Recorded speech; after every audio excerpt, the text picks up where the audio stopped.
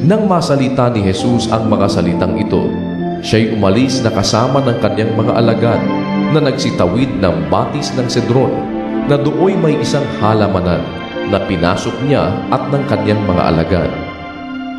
Si Judas nga rin naman na sa kanya'y nagkanulo ay nalalaman ang dako, sapagkat madalas na si Jesus ay nakikipagkatipon sa kanyang mga alagad doon.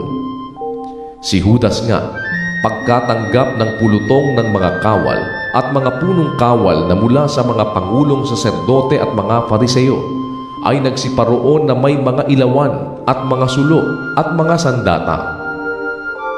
Si Jesus nga, na nakatataho ng lahat ng mga bagay na sasapit sa kanya, ay lumabas at sa kanila'y sinabi, "Sino ang inyong hinahanap?" Sinagot niya sila, "Si Jesus na taga Nazaret." Sinabi sa kanila ni Jesus, "Ako nga." At si Judas din naman na sa kanya'y nagkanulo ay nakatayong kasama nila. Pagkasabi nga niya sa kanila, "Ako nga," ay nagsiurong sila at nangalugmok sa lupa. Muli ngang sila'y tinanong niya, "Sino ang inyong hinahanap?" At sinabi nila, "Si Jesus na taga Nazaret." Sumagot si Jesus, "Sinabi ko sa inyo na ako nga. Kung ako nga ang inyong hinahanap, ay pabayaan ninyo ang mga ito na magsiyaon sa kanilang lakad." Upang matupad ang salitang sinalita niya, "Sa mga ibinigay mo sa akin ay hindi ko iniwala kahit isa." Si Simon Pedro nga na may tabak ay nagbunot nito at sinugatan ng alipin ng dakilang saserdote at tinagpas ang kanyang kanang tainga. Ang pangalan ng aliping yaon ay Malco. Sinabi nga ni Jesus kay Pedro, "Isalong mo ang iyong tabak.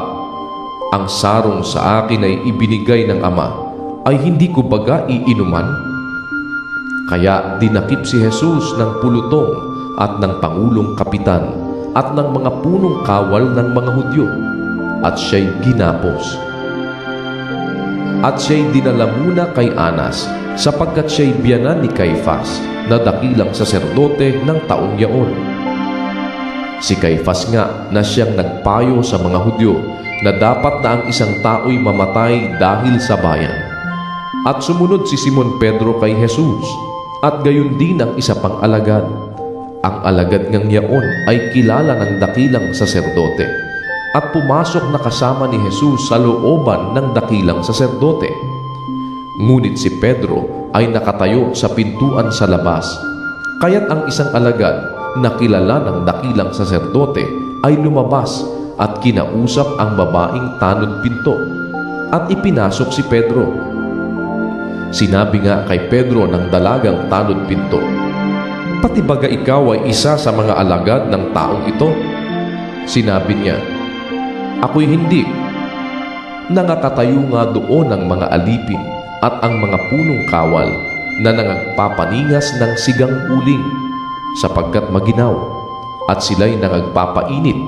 At si Pedro rin naman ay kasama nila na nakatayo at nagpapainit. Tinanong nga ng dakilang saserdote si Jesus tungkol sa kanyang mga alagad at sa kanyang pagtuturo. Sinagot siya ni Jesus, "Ako'y hayag na nagsalita sa sanglibutan.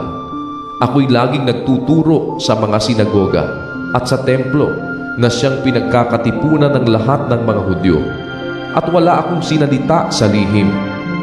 Bakit ako'y iyong tinatanong?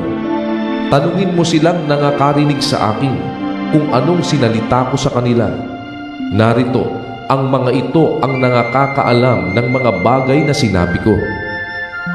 At nang kanyang masabi ito, ay sinampal si Jesus ng isa sa mga punong kawal na nakatayo roon, na nagsasabi, "Ganyan ang pagsagot mo sa dakilang saserdote?"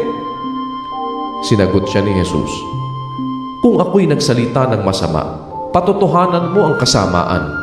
Datapwat kung mabuti, bakit mo ako sinasampal?"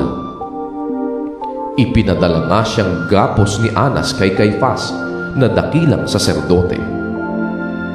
Nakatayo nga si Pedro na nagpapainit. Sinabi nga nila sa kanya, "Ikaw baga ay isa rin naman sa kanyang mga alagad?" Siya'y kumaila at sinabi, "Ako'y hindi." Ang isa sa mga alipin ng dakilang saserdote na kamag-anak niya tinagpas ni Pedro ang tainga ay nagsabi, "Hindi baga ikaw ay nakita kong kasama niya sa halamanan?" Muli ngang kumaila si Pedro, at pagdakay, tumilaok ang manok.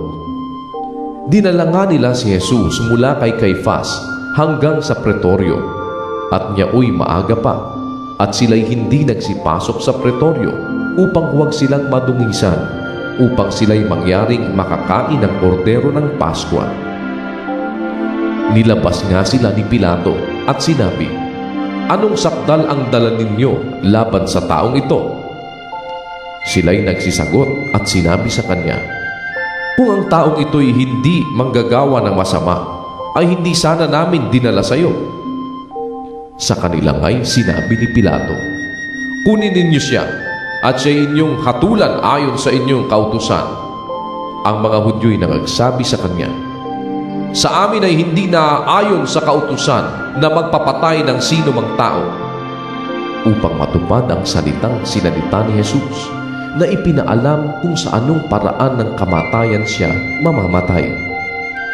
Si Pilato nga'y muling pumasok sa pretoryo at tinawag si Jesus at sa kanya'y sinabi, "Ikaw baga ang hari ng mga Hudyo?" Sumagot si Jesus, "Sinasabi mo baga ito sa iyong sarili o sinabi sa iyo ng mga iba tungkol sa akin?" Si Pilato ay sumagot, "Ako baga'y Hudyo? Ang iyong sariling bansa at ang mga pangulong saserdote ang sa iyo'y nagdala sa akin. Anong ginawa mo?" Sumagot si Jesus, "Ang kaharian ko ay hindi sa sanglibutang ito. Kung ang kaharian ko ay sa sanglibutang ito, ang aking mga alipin nga ay makikipagbaka upang ako'y huwag maibigay sa mga Hudyo. Ngunit ngayoy ang aking kaharian ay hindi rito." Sinabi nga sa kanya ni Pilato, "Ikaw nga bagay hari?" Sumagot si Jesus, "Ikaw ang nagsasabing ako'y hari. Ako'y ipinanganak dahil dito ako naparito sa sanglibutan upang bigyang patotoo ang katotohanan. Ang bawat isang ayon sa katotohanan ay nakikinig ng aking tinig." Sinabi sa kanya ni Pilato, "Ano ang katotohanan?" At nang masabi niya ito, ay lumabas siyang muli sa mga Hudyo at sa kanila'y sinabi, "Wala akong masumpungang anumang kasalanan sa kanya. Ngunit kayo'y may ugali na pawalan sa inyo ang isa sa Paskwa. Ibig nga baga ninyong sa inyo'y pawalan ko ang hari ng mga Hudyo?" Sila nga'y nagsigawang muli na nangagsasabi, "Huwag ang taong ito, kundi si Barrabas." Si Barrabas nga'y isang tulisan.